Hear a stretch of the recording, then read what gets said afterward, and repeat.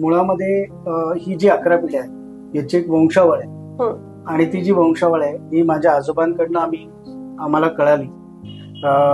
आमचे जे पूर्वज होते, आम्ही मूळ अक्कलकोट आणि तळवळ हे जे इथे अक्कलकोट म्हणून आपण स्वामी समर्थ जे आपल्या सगळ्यांचं दैवत आहे, तिकडचे आम्ही आहोत, सोलापूरचे आहोत आणि आजोबांपासून सगळे पुण्यात आहोत. त्याच्या आधी आमचे जे काही पूर्वज होते तर आजोबांनी असं लिहून ठेवलेलं आहे की त्यातली एक जे पिढी आहे ती स्वामींच्या बरोबरच स्वामींच्या मठात असायची आणि ती पण अजानुभव होती. अजानुभव म्हणजे तुम्ही उभे राहिलात तर हात हे गुडघ्याच्या खाली येतात, तर त्यांना एक परंपरा त्यामुळे आमच्या घराण्याला होती.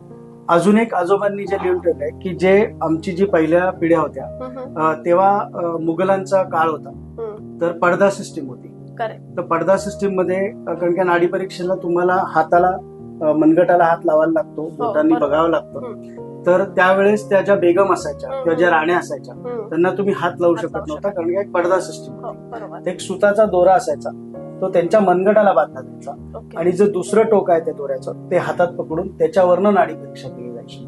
त्यामुळे ती 11 पिढींची पूर्ण वंशावळ, त्याची पूर्ण इतिहास त्यांचा हा आजोबांनी लिहून ठेवलेला आहे. त्यामुळे मला असं वाटतं की तुम्ही जसं म्हटलात की वैद्य सुकुमार सरदेशमुख म्हटलं की 11वी पिढी येते, पण मुळात ही 11वी पिढी हे नाव येतं हे आता लोकांना माहिती आहे. पण ह्याच्यासाठी जे 10 पिढ्या जे काम केलं त्याच्यामुळे ते जास्त लोकांसमोर उठून देतं आणि स्वामींची ती कृपा आहे असं मला वाटतं.